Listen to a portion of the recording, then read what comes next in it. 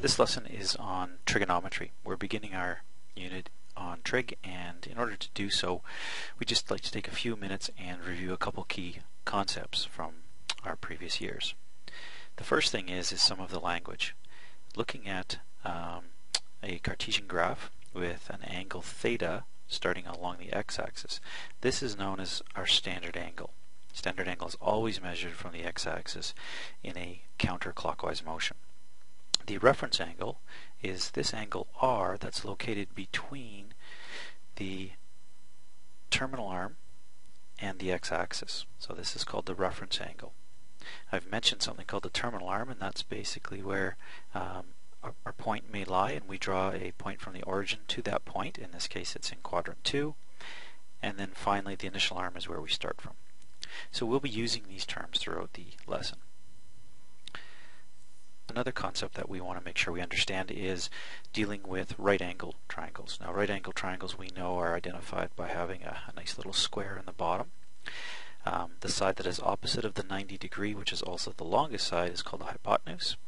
And once again, from the angle in question, it's as if we're standing there looking out, the opposite side is directly opposite the angle in question. The third side of the triangle, called adjacent, which really means beside, is beside and is the last side to be measured. Keep in mind that when we're dealing with right angle trig and we're looking at our primary trig ratios, sine, cos, and tan, depending on where we are standing within our triangle, from this angle or this angle, opposite and adjacent will switch. And we'll be seeing examples of those as well. Continuing along, I just mentioned a little bit about these primary trig ratios.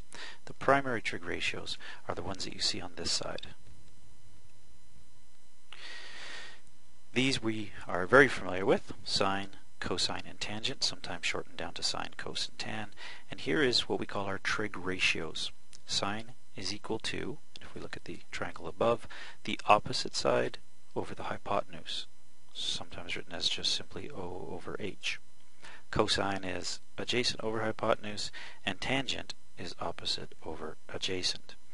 Now, you may or may not have seen what we call the reciprocal trig ratios, and that is these are the angles that are appearing here, or the ratios that are appearing here. You'll notice what's happened is we've just flipped opposite and hypotenuse to hypotenuse and opposite, adjacent and hypotenuse to hypotenuse and adjacent.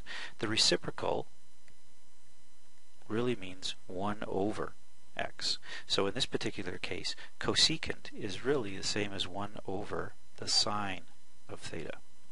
And secant is actually 1 over the cos of theta. And finally, and cotangent theta is really 1 over tan theta.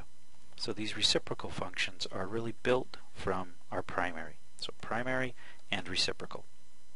We're going to be seeing a lot of all 6 of these primary and reciprocal triangles. The last thing we want to look at on this page is what's something called the cast rule. And the cast rule is very important. We are going to use the cast rule quite a bit. What the cast rule does is it tells us, or gives us, the ability to determine which trig ratios are positive or negative in which quadrant. The quadrants are named by Roman numerals 1, 2, 3, and 4. And what's important with cast rule, C-A-S-T, is it tells us in this quadrant, cos is the only positive trig ratio. That means that when I'm writing out a ratio, it will end up being a positive value. So it might be something like 3 over 4. A stands for all, which means all of sine, cos, and tan all have positive values in this quadrant. And as we shift to the second quadrant, we see that sine is the only trig ratio, and in the third, tangent. Now this holds true for its reciprocals as well. So if we follow this cast rule, well, if cos is positive, well, that means also that secant is positive. And in quadrant 1, it's cosecant, secant, and cotangent. They're all positive. So quadrant 1 is a special one, and you did look at a lot of activity in quadrant 1. In quadrant 2, if sine is positive, that also means that cosecant is positive, and finally tangent and cotangent are positive below. The one thing that we will talk about next is what these little coordinate points mean, plus, plus, minus, plus, and so on. And that helps us to reveal some of the coordinate points. So if I'm looking at the coordinate points, say 3, 4, I start from the origin, I move to the right 3 and up 4.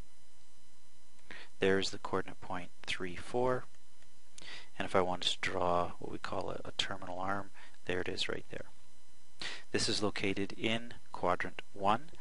I moved to the right 3 and I moved up 4, and through Pythagorean theorem I would discover that the hypotenuse is equal to 5. Well, if I write out any of the ratios, sine, cos, tan, cosecant, secant, or cotangent, they will all be positive. So as an example, if I were to write the sine of theta, it would be opposite over hypotenuse. If I were to write the secant of theta, well, secant is the reciprocal of cos, which is, cos is normally 3 over 5, so the secant of theta is not 3 over 5, but 5 over 3. We flip those. So there's a little bit of review. We'll do some more throughout the lessons. The last thing we want to talk about in terms of review is something called our special triangles. Now the special triangles aid us and help us quite a bit in this unit, because we're going to start to develop something called the unit circle in the next lesson.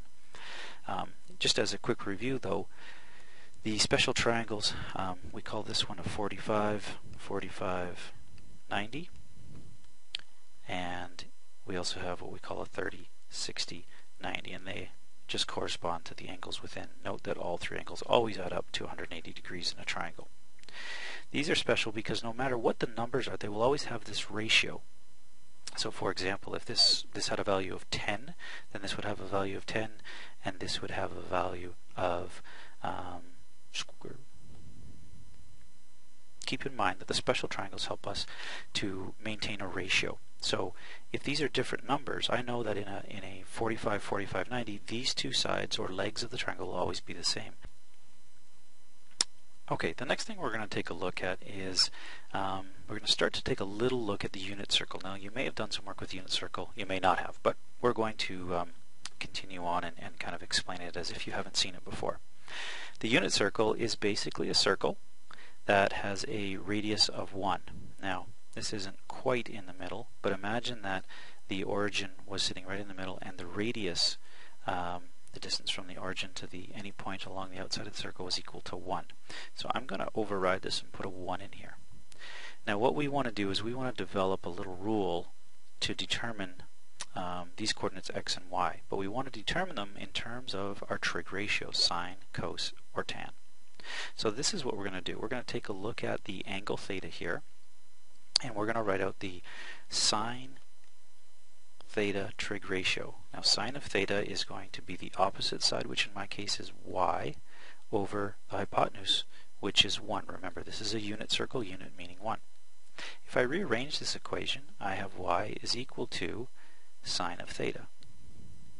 So you can multiply both sides by 1, or you know that y divided by 1 is simply y. This sine of theta can then be substituted in for this y value. Now the reason this is important is because sometimes we don't know the coordinate points, but we know the angle. We can do a similar approach for cos.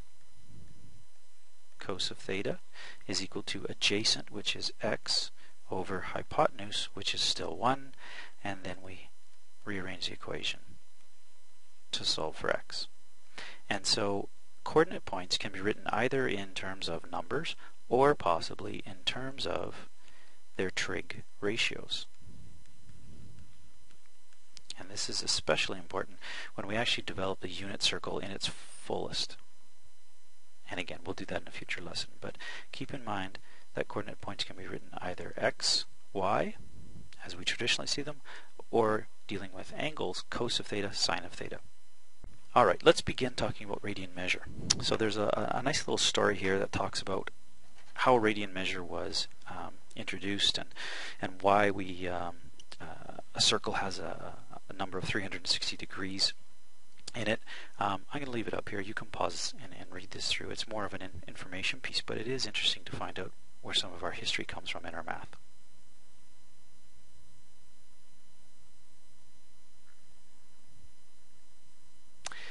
We are talking now about radian measure, and up to this point you have done a lot of work with calculating trig ratios in degrees. We are now going to switch over and talk about radian measure. And radian measure is just another unit of discussing angles. Think of it as the same as kilometers and miles. They both talk about distance. Degrees and radians both talk about angles. In many cases, it's very important for us to use the radian measure. So what we want to do is get a feel of what 1 radian is equivalent to, how many degrees that might be. And then what we also want to do is figure out, if we have 360 degrees in a circle, approximately how many radians does that equal. And this little chart here, or diagram, starts to tell us this. A radian is defined by the distance or the radius of a piece of pie shape where the little arc along here, arc length, are all the same. So these, if we were to take a piece of string, all 3 of these would have exactly the same measure. And part 2 would also have the same shape, part 3, part 4, part 5, and part 6. So we have 1, 2, 3, 4. We have 6 pieces, and then we have a little bit left over. And if we were to estimate and do some experiments, we would determine that this would be roughly 6.28 radians in 1 full circle. Well, what this works out to be is the fact that 1 radian is going to be just under 60 degrees. It works out to about 57 degrees. So each one of these pieces of the pie, if we were to measure the angle in each of these, they would measure out to be approximately 57 degrees times 6 plus a little bit more. And so this gives us an idea of approximately what 1 radian is equal to. Now your calculator will have to probably change modes. Calculators by default are typically set in degree mode. So when you go and calculate a question, and let's say we're trying to find the sine of let's say 0.5. So the sine of 0.5. We hit enter and we get a value of decimal 0.008. If we are using radian mode,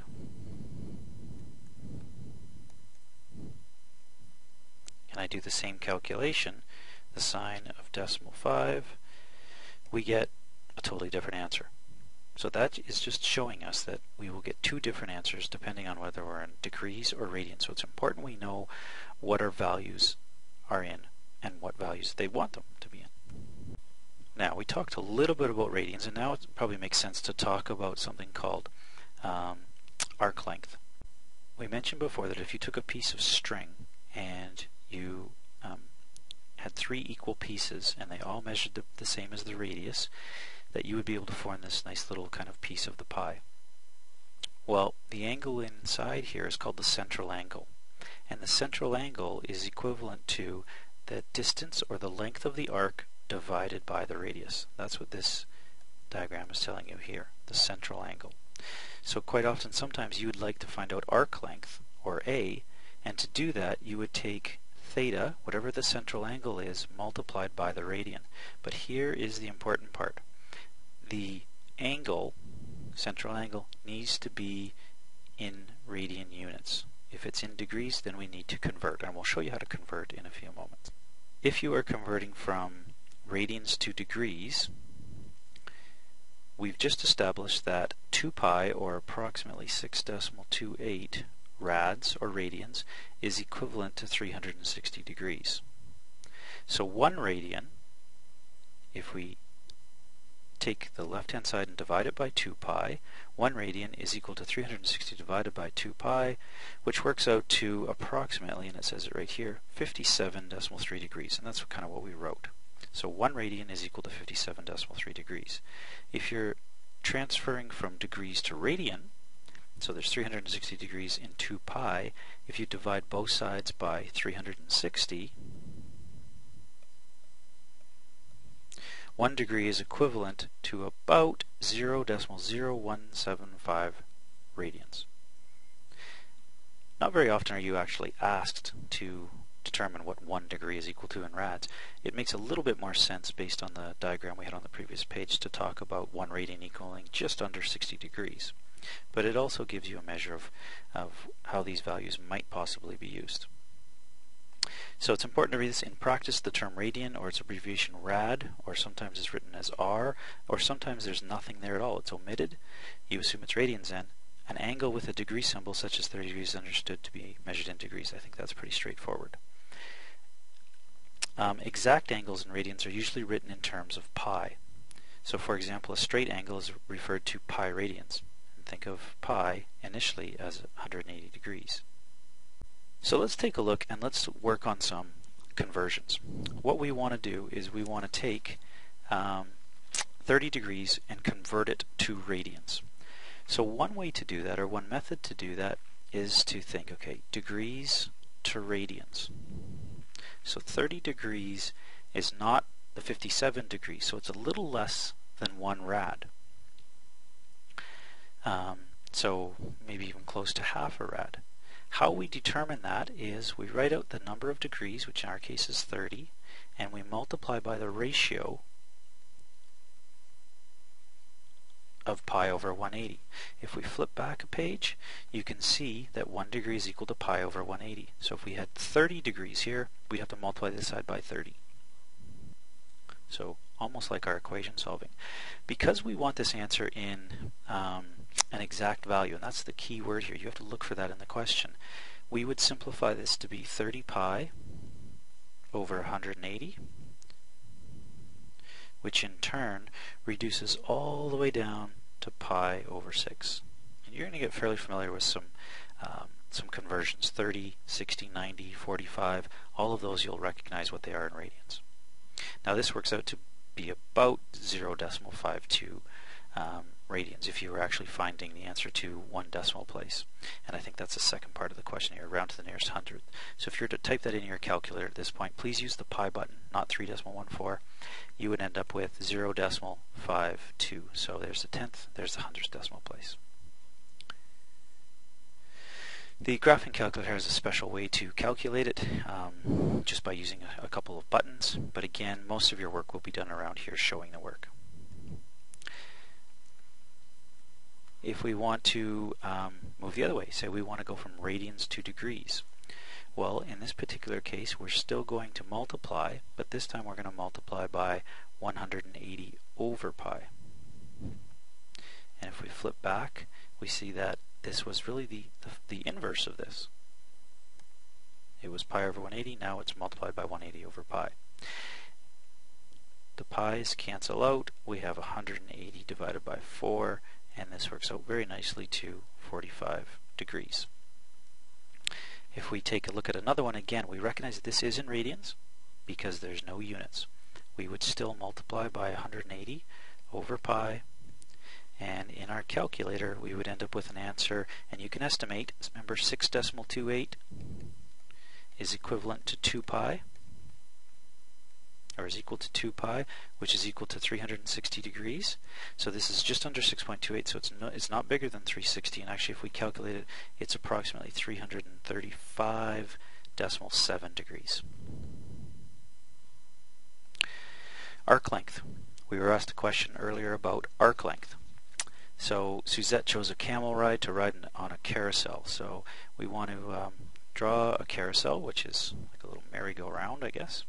And on it she has a camel, and the camel is traveling around this outer ring. So here's, I guess, a camel that's fairly close, and he's kind of looks like a chromosome, but we're going to call that a camel because there's its head. And Suzette is riding it. You can see why I'm a math teacher, not an art teacher now. What we've been told is that from the point that she started to the point that she's going to get to, she travels around 5 pi over 6 radians. So the central angle is 5 pi over 6. Now, to get an idea of where that is, we probably are thinking in degrees. If I wrote 6 pi over 6, you would simplify that to be pi, and you would, in your head, realize that that's approximately 180 degrees. So 180 degrees is here, 5 is a little less than 6, so maybe up here somewhere, and so I'm just going to estimate where she is. This central angle is 5 pi over 6, and it's in radian units. To determine the arc length, which is A, we said before, if we go back to our slide, I think it was a couple back here, arc length is determined by our central angle theta in radians, which ours is, times the radius. So the central angle is 5 pi over 6, and it's located 9 meters, so the radius is 9 from the center. And we would solve that. I would cancel out 3 from each of these and end up with 5 pi over 2 times 3, which gives us 15 pi over 2.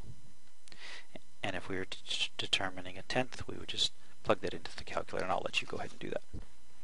Okay, in this last example on angular velocity, we are asked to determine how fast the record player, or in the example a hard disk, is turning around if it travels at a speed of 7,200 revolutions per minute.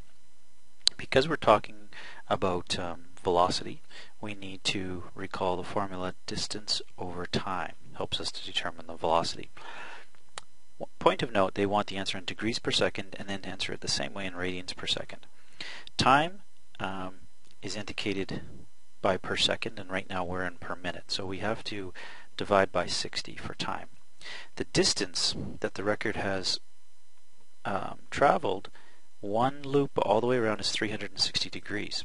Now it does this 7,200 times, so the total distance should be 7,200 multiplied by 360. That's the degree part of the question.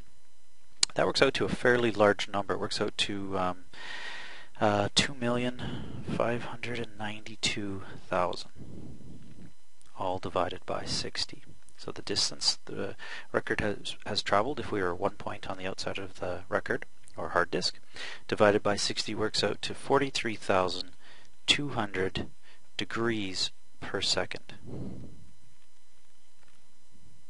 That's part A. Part B is identical, except this has to do it in radians per second. So volume is still equal to distance over time, but this time we are still traveling at a speed of 7,200, or going around 7,200 times, but we're only multiplying by the radian value of 360, which is 2 pi. And here's where we start to understand why we might use radians in some questions. But the multiplication is much simpler, and in fact we're not going to multiply by pi because we want to have an exact answer. So 7,200 multiplied by 2 pi is 14,400 pi, all divided by 60. That simplifies to become 240 pi, and now this is radians per second. So the answers obviously have different values. One is in degrees, one is in radians, and I would suggest that this might be a little bit easier to talk about than a number like 43,000. So using radians does have its advantage for explanations. That concludes this lesson. Make sure you review your key concepts, conversion from degree to radian and from radian to degree. That's a really important part of this lesson.